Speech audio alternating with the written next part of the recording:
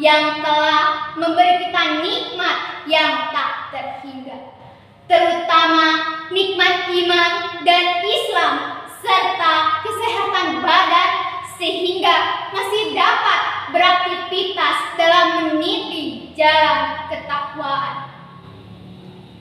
Shalawat beserta salam juga tercurah limpahkan atas Nabi besar kita, Nabi Muhammad Sallallahu Alaihi Wasallam, sebaik-baiknya makhluk yang senantiasa kita jadikan qudwah teladan dalam setiap derak langkah. Semoga sholawat dan salam juga tercurah limpahkan atas keluarga, sahabat, dan para pengikutnya hingga akhir zaman.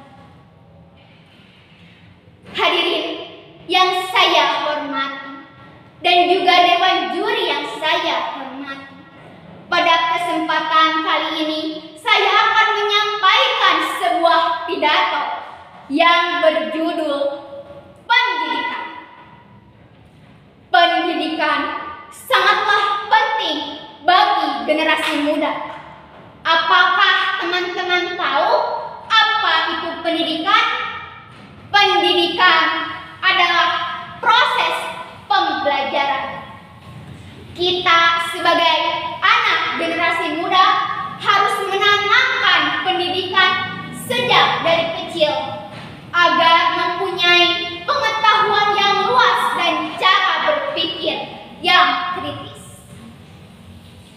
Pendidikan juga mengasah keterampilan bagi anak-anak yang mempunyai bakat, yang awalnya tidak tahu potensi kelebihan diri sendiri menjadi tahu setelah mengikuti proses pembelajaran. Kita sebagai anak generasi muda harus mempunyai tekad, semangat, dan pantang menyerah dalam mencari ilmu. Anak muda zaman sekarang banyak yang tidak mementingkan soal pendidikan. Tapi kita semua harus ingat, dengan berpendidikan kita akan mempunyai pengetahuan yang luas, mempunyai keterampilan dalam diri sendiri, dan sebagai bekal ilmu untuk mencapai cita-cita bagi masa yang akan datang. Dan perlu juga kita ingatkan, mengikuti proses pembelajaran atau pendidikan ini minimal 12 tahun. 6 tahun mengikuti proses pendidikan sekolah dasar, 3 tahun mengikuti proses pendidikan sekolah menengah pertama, dan 3 tahun mengikuti proses pendidikan sekolah menengah akhir atau sekolah menengah kejuruan.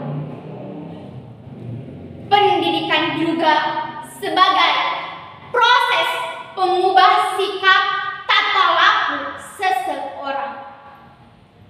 Sebagai anak muda, kita semua harus menerapkan sikap sopan santun dalam kehidupan sehari-hari. Sopan santun dibagi menjadi 3. Sopan santun kepada yang lebih muda harus saling menyayangi. Sopan santun kepada yang lebih tua harus saling menghormati.